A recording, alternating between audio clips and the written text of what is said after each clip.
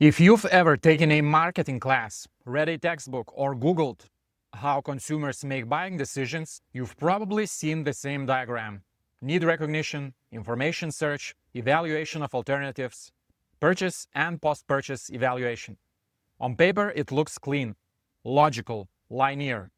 The need, the search, the comparison, the purchase, the evaluation. And here's the thing, it's not wrong, but it's incomplete. That model assumes something very important. The person you're dealing with already knows they have a problem. They are actively looking for a solution. They are comparing options. In other words, they already have demand. So the marketer's job becomes simple: compete for existing demand. That's called demand capture. And yes, that's a big part of marketing, but it's not the whole story. Far from it.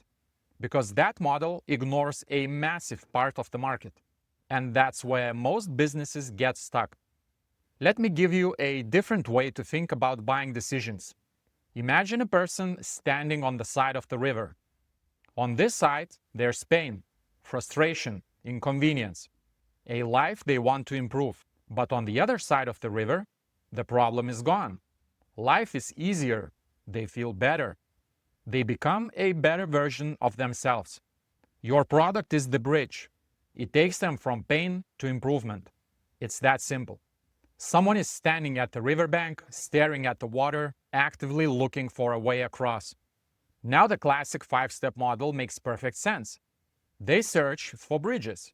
They compare bridges. They choose one. They cross. They evaluate the experience. But here's the uncomfortable truth. Not everyone is standing at the riverbank.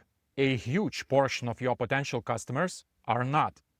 They are not standing at the riverbank, looking at the water, searching for a bridge. They are far away. They feel discomfort, but they don't yet label it. They feel friction, but they don't call it a problem yet. They feel stuck, but they assume this is just how life is.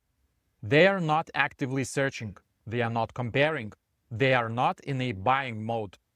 And if your marketing only speaks to people who are already at the riverbank, you are fighting for scraps. You are competing with someone else who's screaming, best price, better features, limited time offer. That's demand capture. But what about demand creation? This is where things get interesting. Hi, I'm Thomas. I've spent over 20 years in the marketing industry. After working with hundreds of clients, I realized marketing only becomes predictable when it's structured.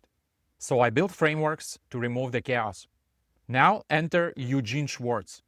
A legendary copywriter named Eugene Schwartz, 60 years ago, explained something that completely reframes how buying decisions actually happen.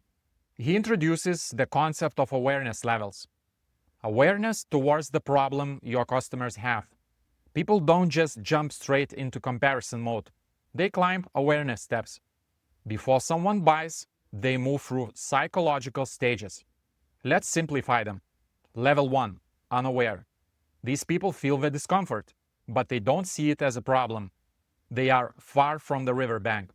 You can't sell them a bridge. They don't even know the river exists. Level 2, problem aware. Now they accept their inconvenience as a problem. My marketing work keeps reopening. All the feedback I get is subjective. They start walking toward the river. Level 3, solution aware. They realize there are ways to cross the river. They could swim, they might take a bridge, use a boat, etc. They start looking for different ways to get across. Not specific products yet, just different ways to get across the river. Level 4, product aware. They choose a way to get across. Let's say it's a bridge, and compare specific bridges. Your bridge, that bridge over there, and here's where evaluation becomes deeper. They don't just ask, does this bridge work? They also ask, will I feel safe crossing it? Is the ticket across too expensive? Will somebody walk me over the bridge? This is where functional value and emotional value collide. Functional value covers questions like, does it solve the problem? How exactly does it do that? Emotional value answers the question, will I feel confident, smart, relieved, respected, secure? Different buyers weigh these differently. Some might prefer the logical part, others emotional. And if you ignore one of them, you lose sales.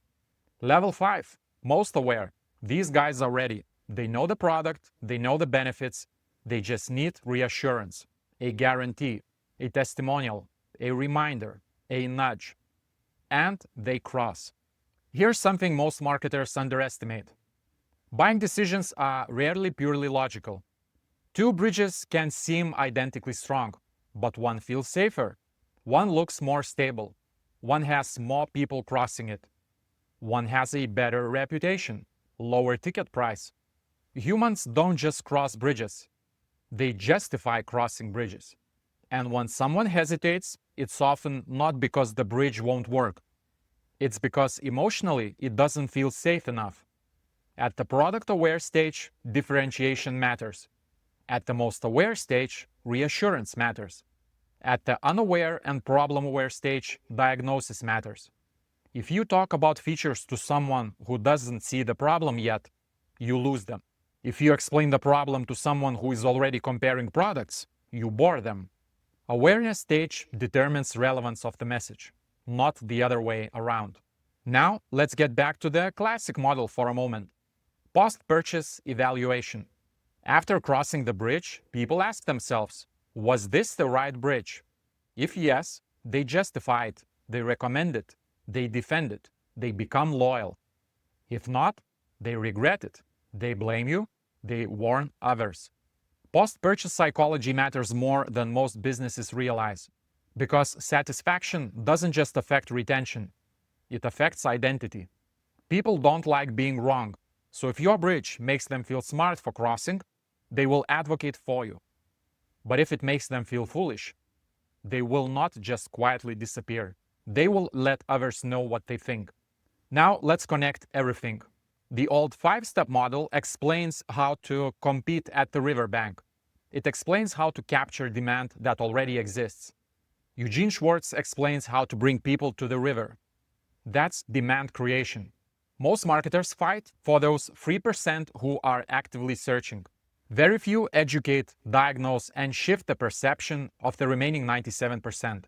And once you help somebody orient in their situation, you get a trust credit.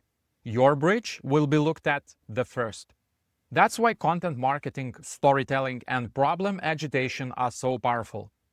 They move people forward in awareness. They don't just sell bridge crossings. They reveal rivers. Here's the strategic insight. If your conversions are low, it's often not the product. It's that you're talking to the wrong stage of awareness. Unaware people need insight, diagnosis, perspective shifts. Problem-aware people need clarity, articulation, naming the pain exactly. Solution-aware people need direction, frameworks, categories. Product-aware people need differentiation, proof, emotional reinforcement. And most aware people need reassurance, urgency, a nudge. Different awareness stage means different message. This is the backbone of intelligent marketing. Good marketing is not louder messaging. It's aligned messaging. It's speaking to where someone actually is, not where you wish they were. If this reframed how you think about buying decisions, you can go deeper. Check the description and the pinned comment below for helpful resources on this topic. Because once you understand awareness, you stop shouting at the riverbank and you start guiding people toward the water. That's when marketing stops feeling like persuasion and starts feeling like leadership.